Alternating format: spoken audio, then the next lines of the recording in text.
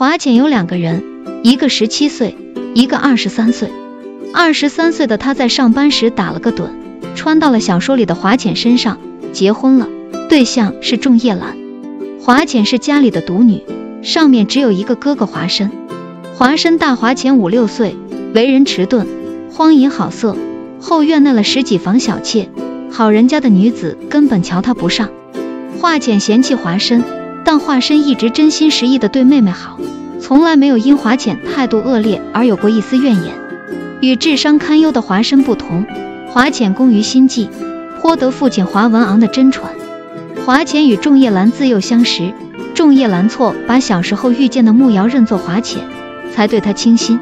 女儿痴恋仲夜兰，华文昂只能从旁支挑了一女子送入宫做了美人。华美人的父亲不成器，是个七品小官，拜高踩低的他先是利用华文昂在后宫越爬越高，后来见华家事弱，便调转枪头向慕瑶示好。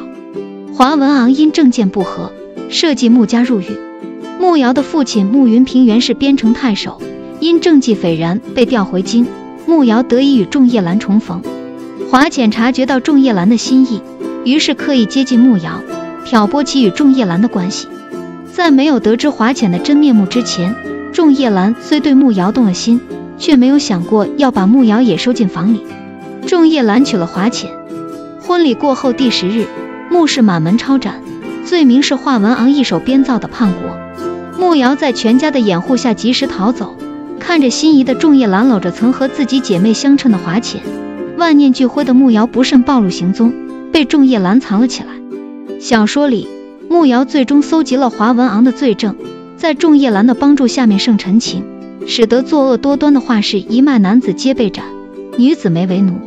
仲夜兰收留了慕瑶，拉着他对华浅说，这是送给他的丫鬟。此时的华浅是穿书而来的，他知道华浅的结局是终遭仲夜兰厌弃，不甘心坐以待毙，买通下人逃出王府后，本想买凶杀人，却被卖入勾栏受尽侮辱。华浅穿书的那天正是他和仲夜兰的婚礼，也是慕瑶一家入狱的日子。为了改变命运，华浅利用了武硕墨。武硕墨的身份是别国皇子，因夜探皇城差点被捉，幸得慕瑶相助才逃脱。慕瑶是本该被斩首的罪臣之女，武硕墨不知慕瑶恋慕仲夜兰，以为她是被困王府，曾前去搭救，惊动了仲夜兰，只得先行离开。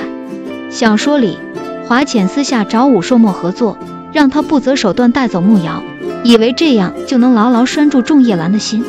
穿书后，华浅为改变命运，准备离开仲夜兰，远离是非。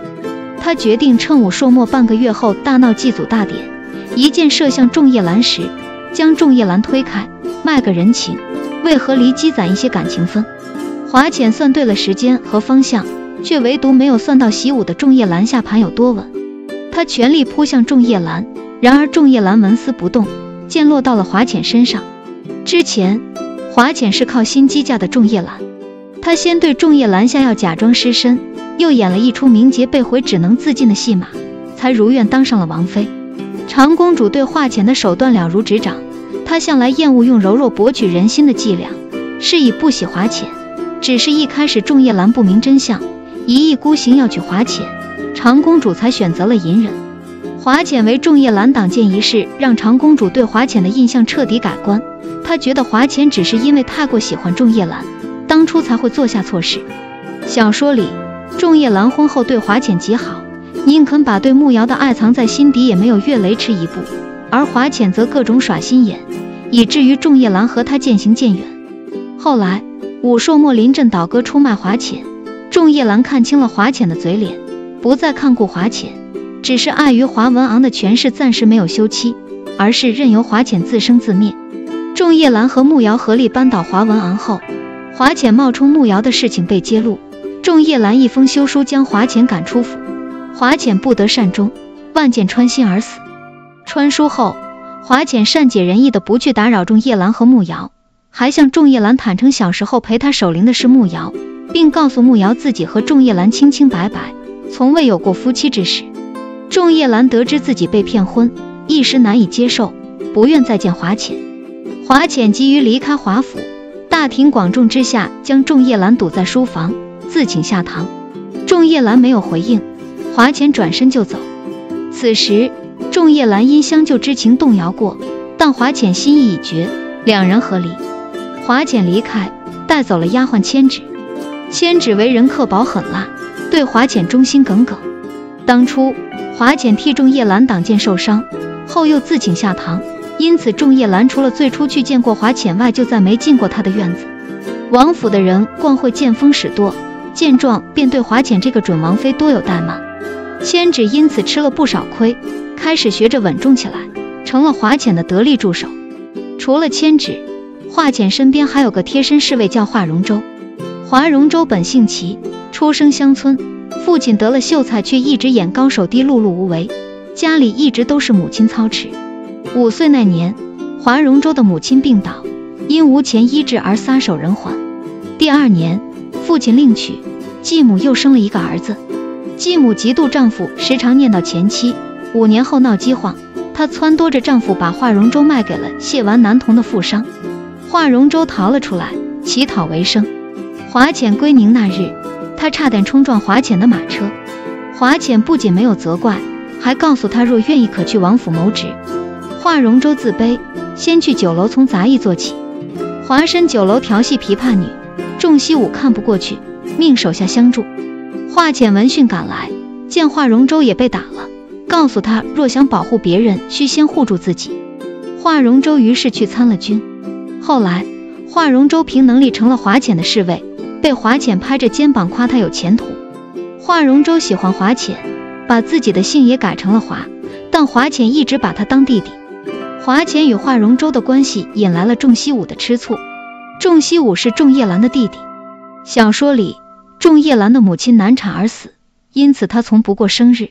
华浅嫁过去后，为了讨好他，低调的在王府办了一次生日宴。宴席上，仲西武对慕瑶一见钟情，甚至想过力排仲义立其为后。传书后，仲西武爱上了华浅，找了华容周师傅魏贤的儿子和儿媳当接，指认华容周谋财害命。原来仲西武离开富商后，被魏贤捡回了家。一开始他以为魏贤只是想找个人继承衣钵，后来才发现他和富商一样心思龌龊。华容周再次逃走，继续做乞丐，每日用泥巴遮掩容貌，直到无意间撞到华浅的马车。祭祖大典上，华容周见华浅手无寸铁，于是回去找魏贤，请他打制适合女子使用的暗器。魏贤又欲动手动脚，被华容周失手杀死。魏贤的儿子自知父亲德性，没有报案，因遭仲西武威逼，才当着华浅的面揭露华容周。仲西武想娶华浅为妻，但华浅早已不是做事只凭感情的年纪，他与仲西武之间不仅隔着只闻新人笑不见旧人哭的3宫6院，还因他嫁过仲夜兰，与仲西武终究是于理不合。华浅进宫，陪长公主去御花园赏鱼，华美人安排人将其推落水中，制造机会见他。华浅用蛙泳的姿势自力更生游回了岸边。他见仲西武在偷听，于是打定主意与华美人断绝关系，一边向皇室表忠心，一边诱导华美人说了很多大逆不道的话，帮助仲西武剪除华文昂布在后宫的棋子。华浅此举一为消除仲西武对华氏的戒心，二是未免重蹈覆辙，让华美日后人有机会出卖华氏。如果说小说里的华浅是一门心思嫁给仲夜兰，那么传说后的华浅则是对仲夜兰和仲西武两兄弟避之唯恐不及，只求远离京城，安稳生活。小说里的华浅生的柔美无辜，行事却狠辣无情。传书后的华浅独立自主，他知道想让华文昂改邪归正不大可能，于是想法设法地说动父亲为穆氏减罪，让仲西武以为华文昂并非出于私怨才对穆家出手。2日后，仲西武改斩首为流放。随后在华浅的筹谋下，华文昂所犯之罪不至于牵扯一族之人。只可惜不论是坏事做尽的华浅，还是聪慧伶俐穿书而来的华浅，最终都没能和所爱之人长相厮守。